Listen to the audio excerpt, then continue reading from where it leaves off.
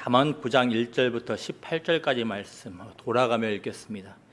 지혜가 그의 집을 짓고 7 기둥을 다듬고 짐승을 잡으며 포도주를 혼합하여 상을 갖추고 자기의 여종을 보내어 성중 높은 곳에서 불러 이르기를 어리석은 자는 이리로 돌이키라. 또 지혜 없는 자에게 이르기를 너는 와서 내 식물을 먹으며 내 혼합한 포도주를 마시고 어리석음을 버리고 생명을 얻으라. 명철의 길을 행하라 하느니라.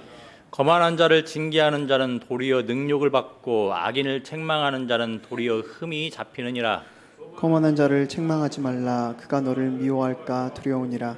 지혜 있는 자를 책망하라. 그가 너를 사랑하리라. 지혜 있는 자에게 교훈을 더하라. 그가 더욱 지혜로워질 것이요 의로운 사람을 가르치라. 그의 학식이 더하리라. 여호와를 경외하는 것이 지혜의 근본이요 거룩하신 자를 아는 것이 명철이니라. 나 지혜로 말미암아 내 날이 많아질 것이요 내 생명의 해가 내게 더하리라. 내가 만일 지혜로우면 그 지혜가 내게 유익할 것이나 내가 만일 거만하면 너 홀로 해를 당하리라. 미련한 여인이 떠들며 어리석어서 아무것도 알지 못하고 자기 집 문에 앉으며 성읍 높은 곳에 있는 자리에 앉아서 자기 길을 바로 가는 행인들을 불러 이르되 어리석은 자는 이리로 돌이키라. 또 지혜 없는 자에게 이르기를 도둑질한 물이 달고 몰래 먹는 떡이 맛이 있다 하는도다. 오직 그 어리석은 자는 죽은 자들이 거기 있는 것과 그의 객들이 수월 깊은 곳에 있는 것을 알지 못하느니라. 아멘. 잠언은 지혜의 총론이라 할 수 있는 1장부터 9장까지와 지혜의 강론이라 할 수 있는 10장부터 31장으로 구성된 책입니다. 그래서 1장부터 9장까지는 잠언의 기록 목적, 그리고 지혜가 무엇인지, 그리고 지혜의 주요 유익, 그리고 지혜의 길을 이탈하지 말라는 어떤 경고 등의 내용 등이 나옵니다. 따라서 문체도 긴 문장으로 주로 이어져 있습니다. 반면에 10장부터 31장은 우리들이 흔히 알고 있는 잠언의 전형적인 내용들이 나옵니다. 예컨대 의인의 입은 생명의 샘이라도 악인의 입은 독을 머금었느니라, 이런 식의 내용과 짧은 문장들이 주를 이룹니다. 그리고 오늘 본문 9장은 1장부터 9장의 내용에 대한 결말이며 일상에서의 여러 가지 지혜에 대한 권면이 나오는 10장부터 31장까지의 내용을 연결해 주는 부분이라 할 수 있습니다. 이런 이유로 잠언은 1장부터 8장까지 계속해서 지혜를 따르라고 여러 모양으로 권면을 하고 충고했는데, 이제 이 잠언을 받는 독자는 이 지혜를 따르지 않을지를 선택하도록 요구받는 겁니다. 그래서 오늘 본문 9장에서 1절부터 6절까지는 의인화된 지혜가 어리석은 자를 초대하는 모습이 나옵니다. 그리고 13절부터 18절까지는 미련한 여인이 어리석은 자를 초대하는 모습이 나옵니다. 그래서 이제 잠언을 받는 독자는 지혜 여인의 초대이든 미련한 여인의 초대이든 선택을 해야 합니다. 누구와 친밀하고 밀접한 관계를 맺고 살아갈지를 선택해야 한다라는 겁니다. 마찬가지로 현재를 살아가는 우리 또한 지혜 여인의 초대, 미련한 여인의 초대를 받고 있습니다. 이 초대 앞에서 어떤 선택을 할지는 우리의 몫인 겁니다. 지혜 여인과 미련한 여인이 이제 잠언을 읽고 있는 독자들을 초대하고 있다면 필시 독자를 초대하여서 주고자 하는 어떤 것들이 있을 겁니다. 이런 것들은 이따 살펴보기로 하고, 먼저 지혜 여인과 미련한 여인이 지칭하는 것이 무엇인지 혹은 누구인지 알아보기로 합니다. 먼저 결론적으로 말씀을 드리면 지혜는 여호와를 경외하는 겁니다. 7절부터 12절은 지혜의 초대, 미련한 여인의 초대 한가운데에 위치하여서 지혜로운 것이 무엇인지 미련한 것이 무엇인지 직설적으로 언급을 하고 있는 겁니다. 이런 맥락 가운데 지혜 있는 자에게 교훈을 더하라고 하면서 10절에 여호와를 경외하는 것이 지혜의 근본이라고 말을 합니다. 그러니 독자를 초대하고 있는 지혜는 1차적으로 여호와를 경외하는 것, 곧 여호와라고 할 수 있을 겁니다. 반면에 독자를 초대하고 있는 미련한 여인은 여호와를 경외하지 않는 것이라 할 수 있는 겁니다. 또 한 가지 추가적으로 지혜가 누구인지, 미련한 여인이 누구인지 알기 위해서 살펴볼 내용이 있습니다. 오늘 본문 9장 3절을 보면 지혜는 자기의 여종을 보내어 성중 높은 곳에서 어리석은 자를 불러서 초대한다고 합니다. 보통 고대 근동에서 한 도시에, 한 성읍에 가장 높은 곳에는 신전이 위치한다고 합니다. 따라서 이 성중 높은 것이 곧 여호와께서 임재하시는 성전이라고 바로 우리가 볼 수는 없겠으나 당대 문화들을 고려하면 잠언에서 의도하고 있는 이 성중 높은 곳은 신이 계시는 곳, 여호와께서 계시는 곳이라 할 수 있을 겁니다. 그렇다면 지금 어리석은 자를 초대하는 지혜의 모습은 어리석은 자를 자신에게로 초대하시는 여호와 하나님을 알 수가 있는 겁니다. 그런데 재미난 것은 지혜와 대척점에 있는 미련한 여인이 있는 곳도 비슷하다라는 겁니다. 14절을 보면 미련한 여인은 성읍 높은 곳에 있는 자리에 앉아서 어리석은 자를 부르며 초대하고 있습니다. 당대 고대 근동 문화를 고려하면 이 성읍 높은 곳을 무엇으로 이해할 수 있겠습니까? 역시 신전입니다. 그런데 이 신전에 있는 미련한 여인은 어리석은 자를 향하여 지혜의 길로 부르는 것이 아니라, 그리고 생명의 길이 아니라 사망의 길로 초대하고 있습니다. 그렇다면 이 신전에서 부르고 있는 미련한 여인은 여호와가 아니라 여호와 대척점에 있는 이방 신들이라 할 수 있을 겁니다. 우리는 이런 사실들을 통하여서 단순하지만 중대한 교훈을 배웁니다. 하나님께서는 계속해서 어리석은 자들을 부르시고 초대하신다는 겁니다. 어리석은 자들이 지혜의 길로 돌이키도록 하나님께서 계속해서 부르신다라는 겁니다. 어리석은 자들이 그냥 그대로 어리석은 길을 가도록 내버려 두지 않으시고 끊임없이 부르신다라는 겁니다.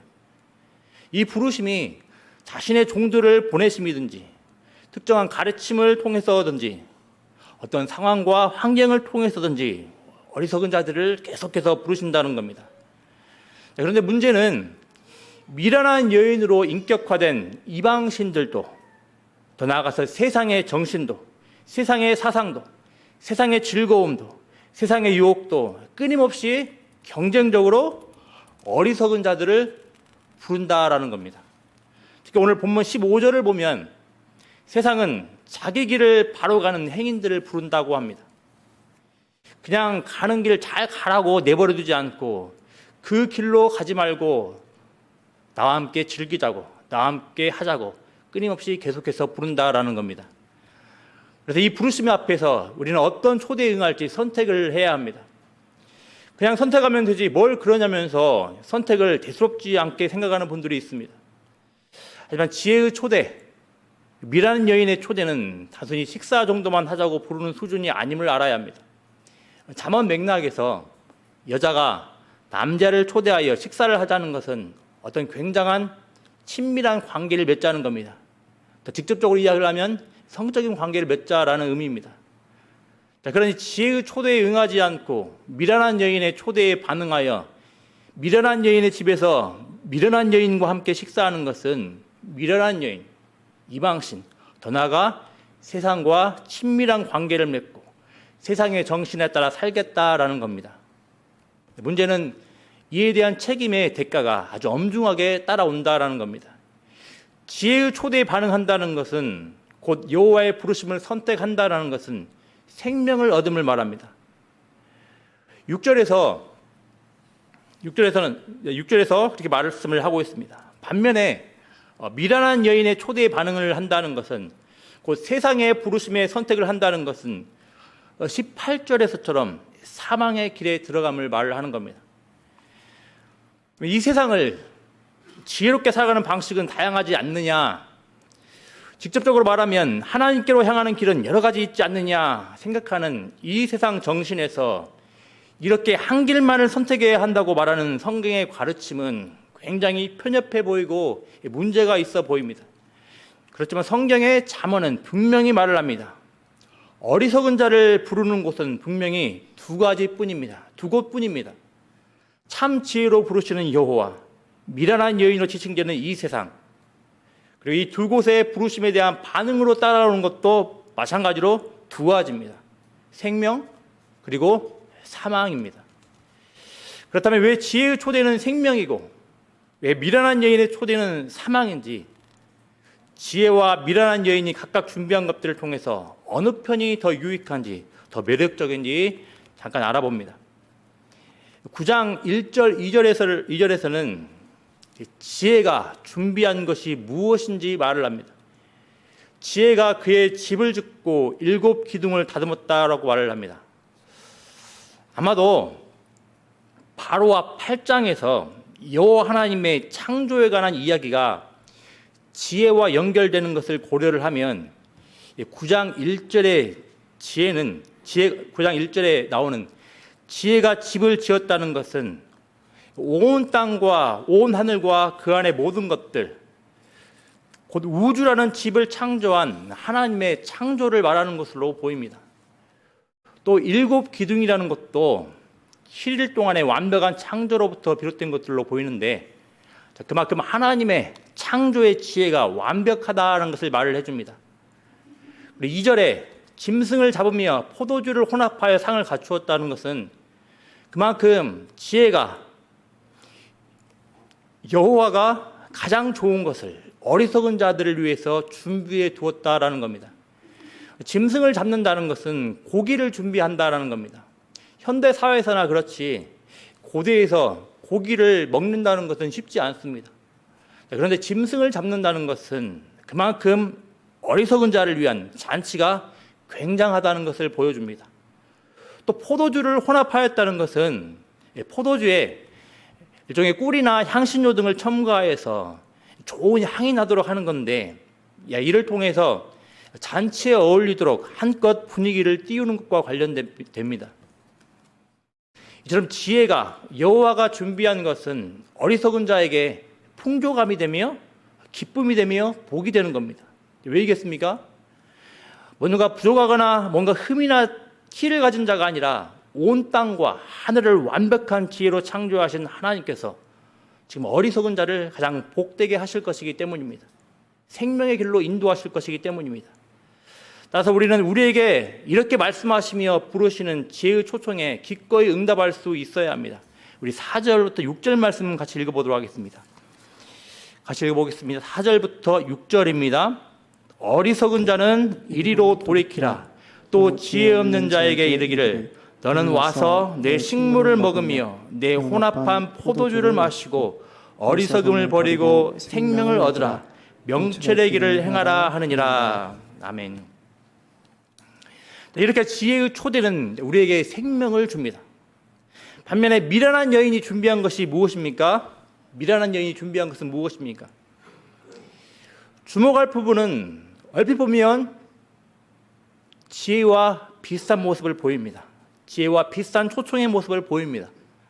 하지만 자세히 잘 보면 지혜가 준비한 것이 미련한 여인에게는 없습니다. 집 짓는 것이 없고 7 기둥을 다듬은 모습이 없고 짐승을 잡은 것이 없고 포도주를 혼합하여 상을 갖춘 것이 없습니다. 무슨 말입니까? 미련한 여인, 이방신, 이 세상은 비록 지혜처럼 어리석은 자를 부르고 초대하지만 실상 이 어리석은 자에게 줄 수 있는 기쁨과 즐거움, 만족이 전혀 없다라는 겁니다. 왜입니까? 창조주가 아니기 때문입니다. 신이 아니기 때문입니다. 스스로는 아무것도 만들어낼 수 없는 것이기 때문입니다. 다만 이렇게 아무것도 할 수 없는 미련한 여인, 이방신, 이 세상은 어리석은 자들을, 자기 길을 바르게 가는 행인들을 달콤한 거짓과 유혹으로 속여서 그릇된 길로 가게 한다라고 말을 합니다. 바로 사망의 길로 이끄는 겁니다. 그 내용이 15절부터 17절에 나옵니다. 여러분, 다시 초반으로 돌아가서 우리는 지혜의 초청과 미련한 여인의 초청 앞에서 한 가지 선택을 해야 합니다. 2 가지 선택을 할 수는 없습니다. 중간은 없습니다. 어쨌든 한 가지 선택을 하셔야 합니다. 그리고 이 선택에 따르는 결과도 분명히 두 가지입니다. 생명이냐 사망이냐. 무엇을 선택하시겠습니까? 생명의 길을 선택한다는 것은 창조주이신 여호와를 선택을 하는 겁니다. 사망의 길을 선택을 한다는 것은 창조주가 아닌 창조주를 흉내내는 세상을 선택을 하는 겁니다. 이렇게 선택은 중요합니다. 선택에 따라서 우리의 생명과 사망으로 갈립니다.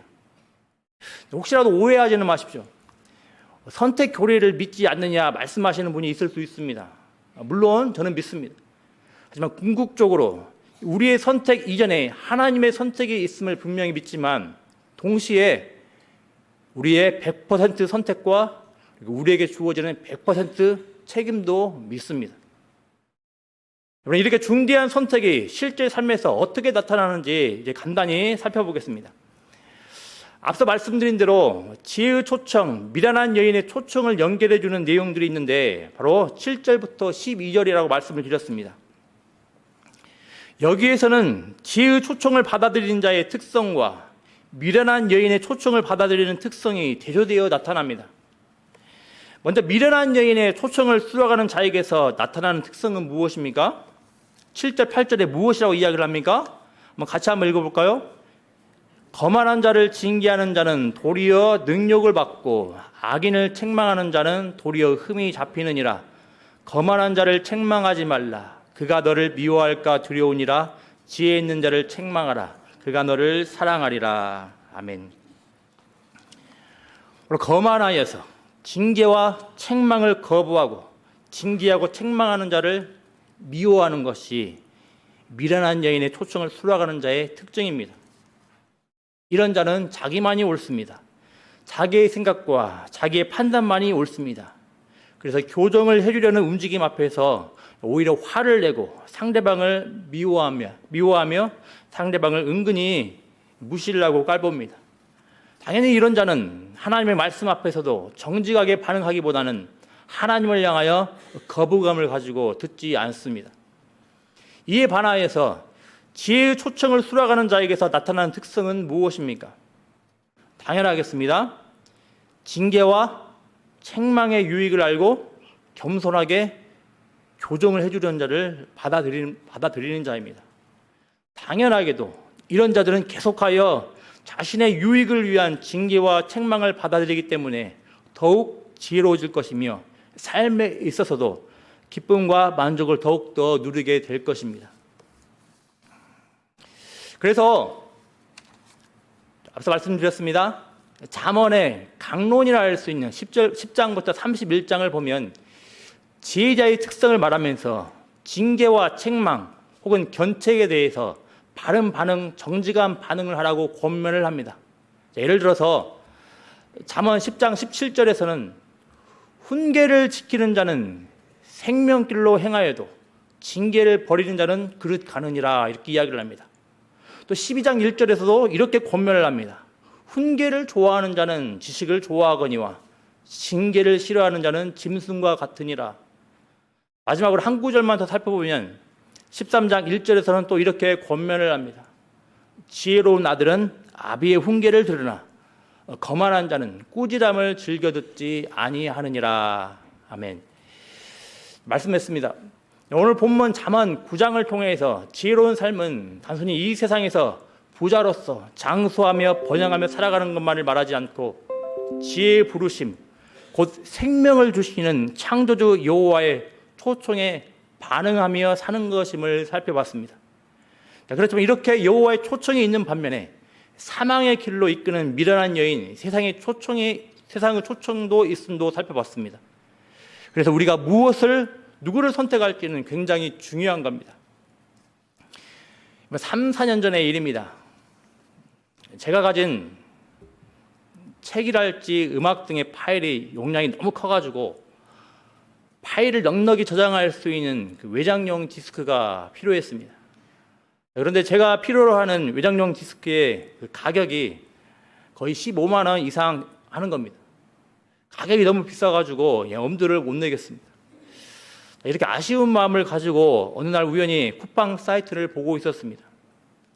눈에는 뭐만 보인다고 단돈 5만 원 가량의 외장용 하드디스크를 판매하는 그 내용을 보게 됩니다.